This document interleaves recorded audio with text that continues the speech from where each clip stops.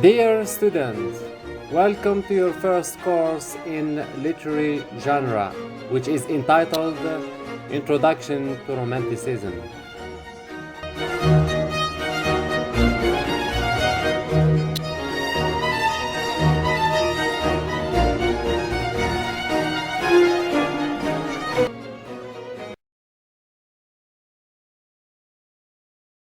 What is Romanticism? Well, Romanticism is an artistic, literary, and philosophical movement that was originated in Europe by the end of the 18th century. It appeared in almost all the countries of Western Europe, and it was at its peak in the approximate period between 1800s and 1840. Partly, we can think of Romanticism or the Romantic movement as a philosophical reaction to the negative impact of the Industrial Revolution and all the aristocratic social political norms of the Age of Enlightenment or the Age of Reason, which based on the scientific rationalization of nature and the ultimate premise that we should trust that humanity could be improved through rational change. And we can think here, when we talk about the Age of Enlightenment, about key figures such as the British theorists, philosophers, and scientists like Isaac Newton and John Locke, for instance. It is also important to pay attention to the context of the rise of Romanticism. Well, the second half of the 18th century was characterized by the French and American revolutions. This led the background from which both Romanticism and the counter Enlightenment ideology emerged. There was a kind of anger with the status quo and a will to change things by expressing the rebellious spirit of the Romantic artist.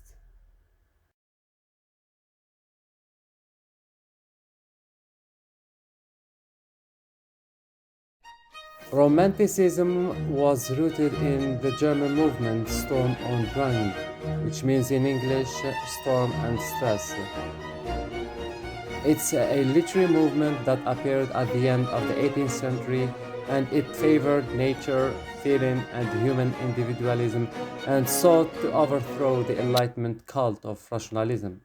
Among the prominent members of the movement is the great writer Johann Goethe, who wrote the famous novel The Sorrows of Young Werther, in which he introduced the theme of the doomed, sensitive artist who is ready to commit suicide because or for the sake of love. Another key figure who influenced Romanticism a great deal is the great philosopher Jean-Jacques Rousseau, who is considered as the father of Romanticism.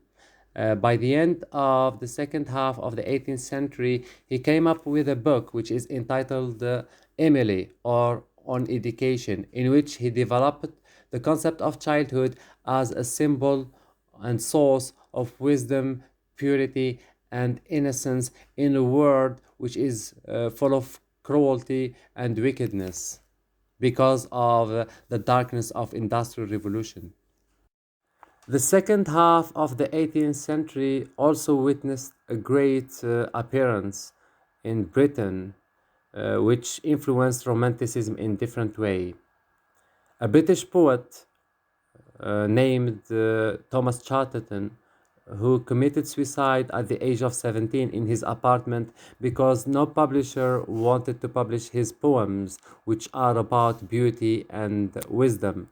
And after his death, he became like an icon of Romanticism, like a hero who is actually represented as a sensitive, doomed artist who is ready to give his life for the gift of poetry and resist living in a cruel world which rejected great skills. In visual painting, we can also locate the aspects or the seeds of Romanticism in the works of the great Spanish and transitional figure Francisco Goya, whose work The Sleep of Reason Produces Monsters communicated a key romantic theme, which is the dark vision of humanity. As we see here, a man is sleeping peacefully, yet bats and owls and a strange and exotic creature besieged and surrounded him. We can see how the scary and terrifying creature here ignoring the sleeping man and staring at us. This forces us to become an active participant in the image, and this would make us a part of the monstrous dreams of the sleeping man.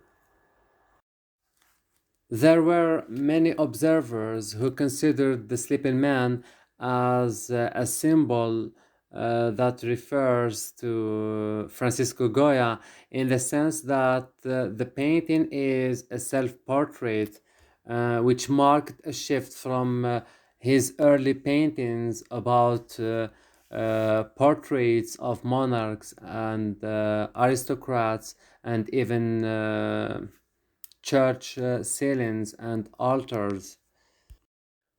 Francisco Goya, in a way, celebrates the fusion of reason as well as imagination for art. And we can deduce this from the caption that he put for the print of this painting, which goes as follows. Imagination, abandoned by reason, produces impossible monsters. United with her, she is the mother of the arts and source of their wonders. It communicates and shows the importance of relying on reason, but at the same time, it warns that we should not be governed by reason alone, because reason may lead to violence and to terror.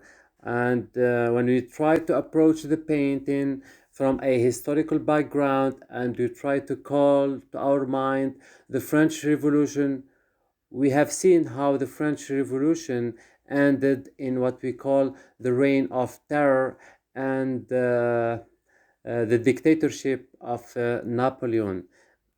And in this way, we can see the dark vision of relying on too much of reason.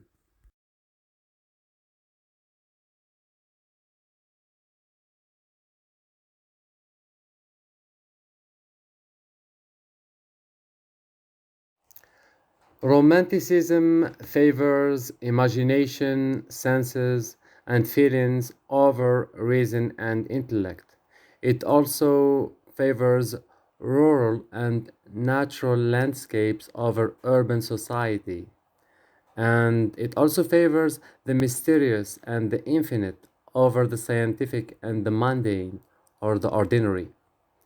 It also favors subjective poetry over impersonal poetry, and it goes for the individual over the public.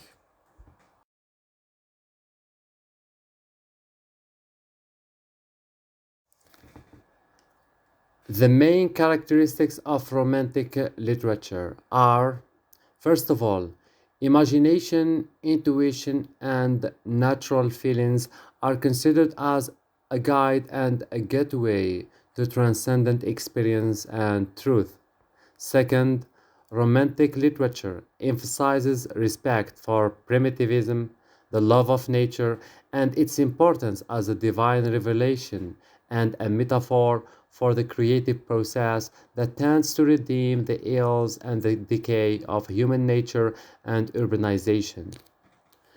The third characteristic is that romantic literature shows interests in medieval past in a way that they romanticize the past or the medieval past and regarded it or approached this past from a nostalgic perspective, which is like they look backward and consider the past as great compared to the evil caused by the Industrial Revolution. Also, there is a chief interest in the supernatural, the mystical, the gothic, and the exotic. There is also an emphasis on introspection, psychology, and melancholy. Romantic literature often deals with death, transience, and mankind's feelings about these things. The romantic artist is deemed to be an extremely individualistic creator whose creative spirit is more important than strict adherence to formal rules and traditional procedures. Another key concept in Romanticism, which is developed by Jean-Jacques Rousseau, is primitivism, or what he called the noble savage. Well, the noble savage, according to Jean-Jacques Rousseau, is the trope of let's call it the original man, which according to him he is noble and not brutal because he is free from sin and he's a rebel against all what we call today as social rules, because according to Jean-Jacques Rousseau the noble savage uh, had not developed the concept or the moral concept of right and wrong, and that's why he is noble, and that's why as a romantic he called for or he tried to imagine through a nostalgic perspective a kind of a revival of the noble savage in the romantic era. The Byronic hero is a type of hero that is named after the English poet Lord Byron. This character exemplifies all that which rejects the traditional and classical heroic traits such as courage and noble intention. Having said that, the Byronic hero is depicted as obsessed, dangerous, angry, moody, and almost always haunted by a dark secret from his past, which continued to influence his behaviors and dictated his judgment. And we can say also that the Byronic hero presented the first seeds of what we call or what is known today as the anti hero.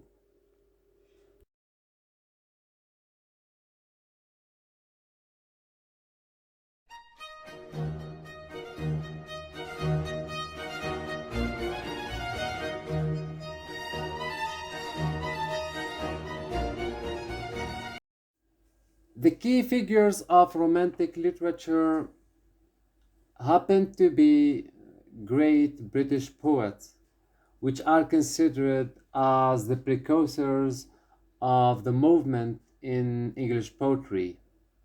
Well, the movement goes back to the first half of the 18th century with figures such as Joseph Warton, his brother Thomas Warton, and the Scottish poet James Macpherson.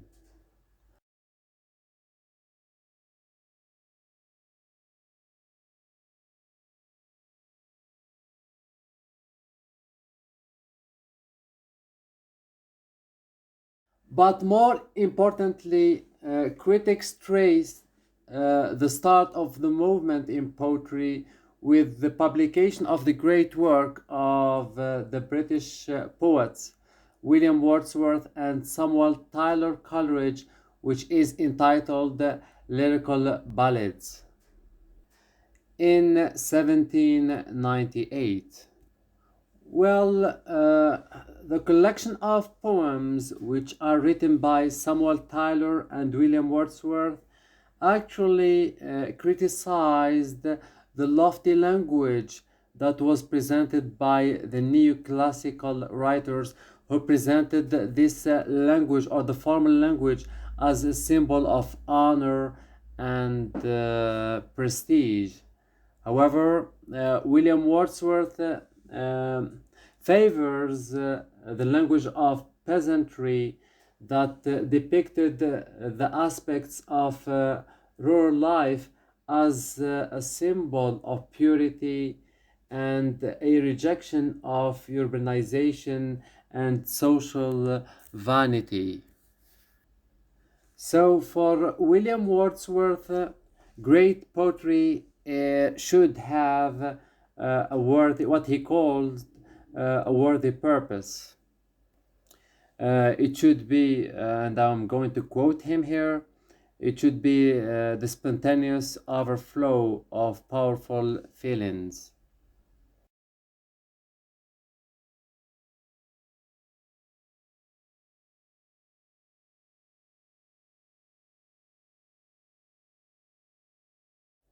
Another key figure in English poetry who also contributed to the rise of Romanticism is the gifted and prominent English poet William Blake.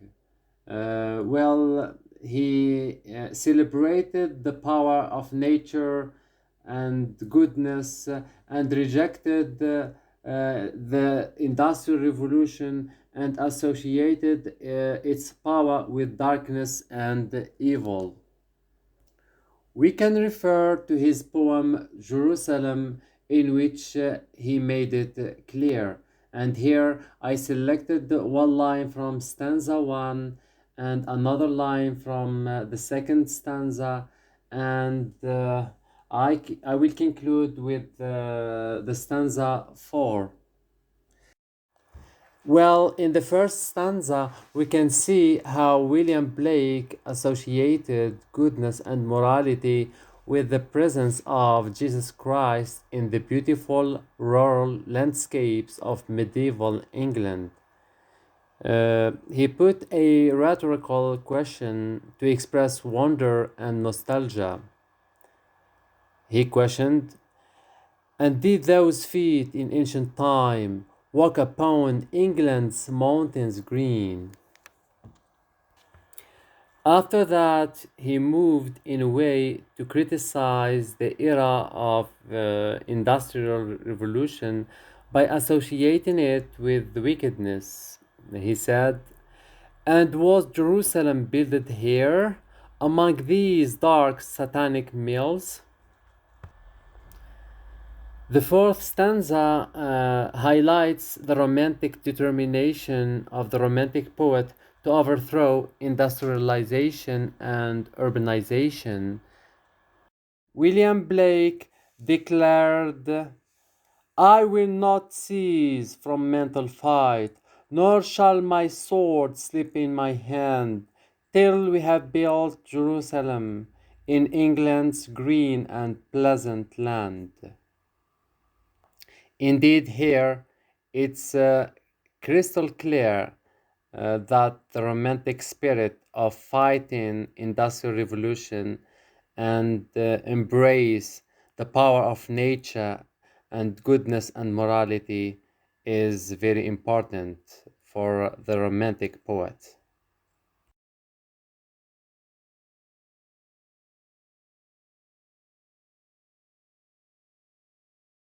When it comes to prose fiction and narrative poetry, we can locate the rise of the dark strain of Romanticism in the second half of the 18th century, and more precisely in 1764, when the British writer Horace Walpole published his famous and terrifying novel, The Castle of Otranto, which presented the seeds of what we call today the Gothic novel. The Castle of Otranto founded the structure of horror story as a literary form. At the same time, it is considered as an important precursor of the Gothic novel. It is characterized by the presence of the supernatural beings and the use of the exotic, picturesque settings.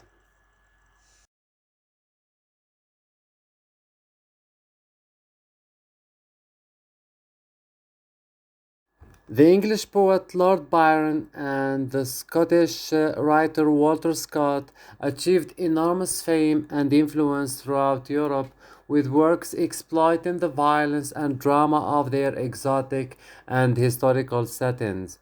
For example, Walter Scott achieved immediate success with his long narrative poem, The Lay of the Last Minstrel, which was published in 1805, and followed by the full epic poem, Marmion, in 1808.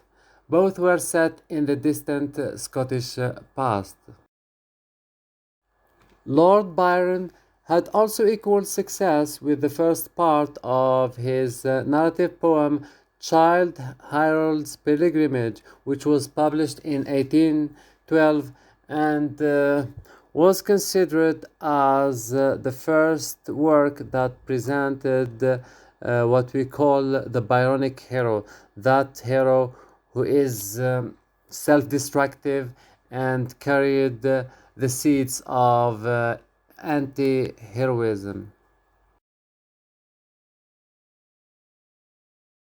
Another great work which highlighted the dark strain of Romanticism and take the trope of Gothic literature to its peak is the work of Mary Shelley, Frankenstein, which was published in the first half of the 19th century and which criticized science and admitted that man cannot do God's work, because if there is too much emphasis on using science and reason in order to create human being, this would lead to terrible and dramatic results.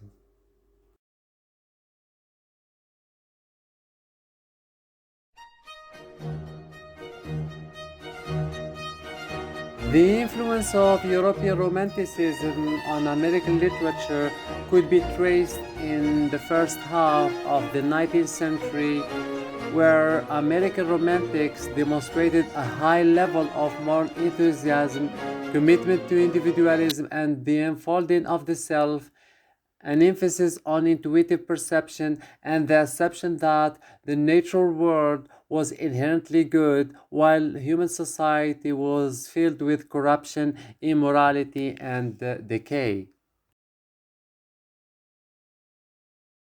The Romantic movement in America gave rise to what is known as New England Transcendentalism, which is a movement and philosophy that became popular in the first half of the 19th century, more precisely between the 1830s and the 1850s. It depicted and portrayed a less restrictive relationship between God and universe, and it presented the individual with more personal relationship with God. Among the key figures of this movement is the well-known philosopher and thinker and theorist Ralph Waldo Emerson, with his famous work Nature. And here we can quote from this work in order to understand exactly what we mean by a more individual and personal relationship with God. So, in this context, so at the beginning of Nature, Emerson questioned the relationship between God and the individual as follows. The foregoing generations beheld God and nature face to face, we through their eyes. Why shouldn't we also enjoy an original relation to the universe?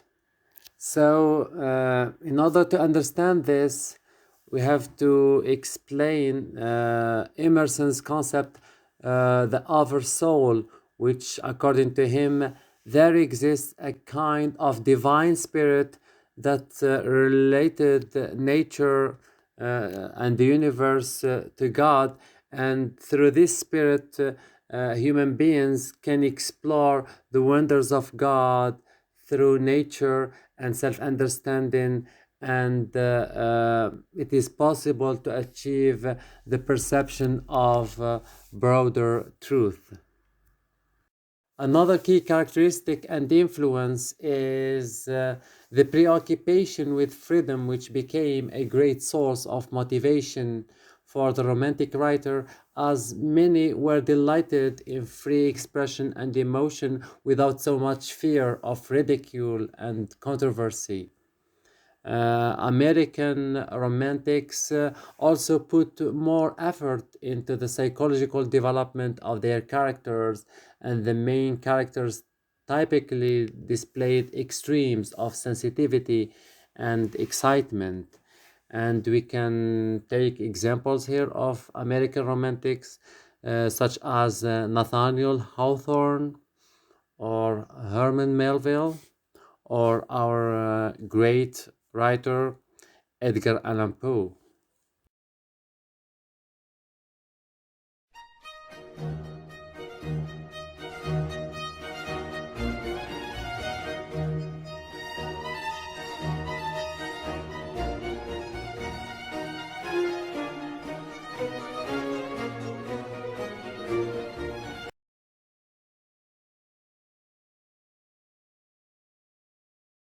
When it comes to Nathaniel Hawthorne, he was an optimist, transcendentalist like Emerson, but with time he marked a transformation in his character towards what we call dark romanticism, which is a genre that is related or associated with exploring the dark side of human beings, such as human fallibility and tendency to commit sins and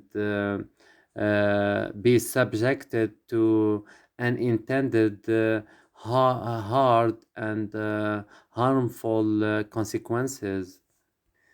He also showed a chief concern in exploring the lapses and the failure of human judgment. And we can see this um, in a crystal clear image in his romance, The Scarlet Letter, which was published in 1850. The great American writer Herman Melville also exemplified the dark shades of romanticism by his work Moby Dick or The Whale, in which we can see that this work or his character Captain Ahab is considered as the prototype of human tendency to commit errors and receives unintended consequences. The novel also highlights themes which are related to judgment, guilt, sin, souls, and the end of the world, which is the dark, pessimist nature of Romanticism, which came as a reaction to New England transcendentalism. Last but not least, we can refer to our great writer Edgar Allan Poe, who is considered as the champion of the dark shade of Romanticism and the Gothic genre. Well, we have a lot to discuss in the second lecture regarding this writer and this genre. Meanwhile, it is very important to say that these great three writers exemplify the cult of sensibility with its emphasis on women and children, and they highlighted the heroic isolation of the artist or the narrator, and they show respect for a new, wilder, and pure nature. and more importantly, they show an interest and preoccupation with the exploration of human psychology and its impact on the psyche of human beings in when it comes to evoking emotions of terror, horror, and to show abnormal conditions such as human fallibility and human morbidity. And we have a lot to talk about regarding these characteristics.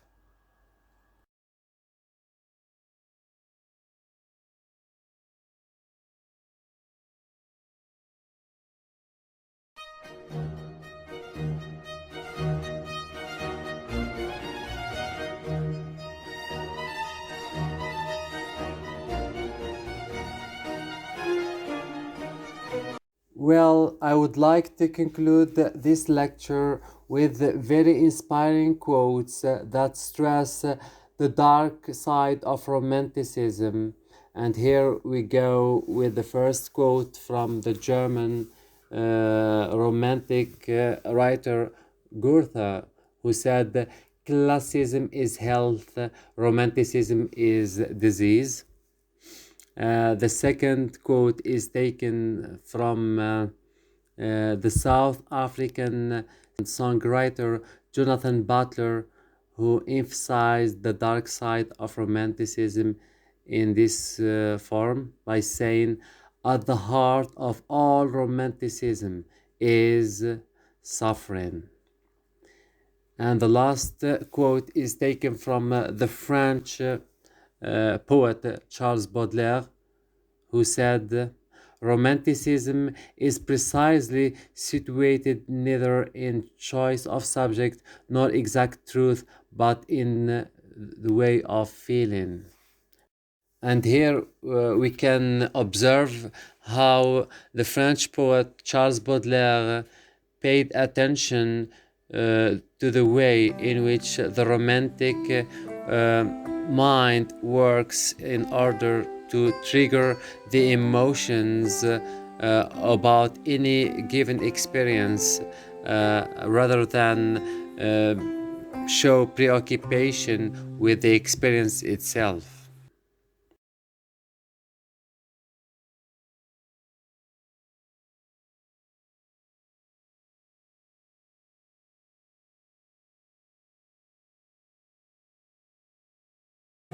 That's all about the first lecture about Romanticism. I know it's long a bit, but we have to cover the most of it. In case you have any questions, please feel free to write them down on the comments and we can discuss them. And these are the references that I have relied on. You can explore them for further information if you wish so.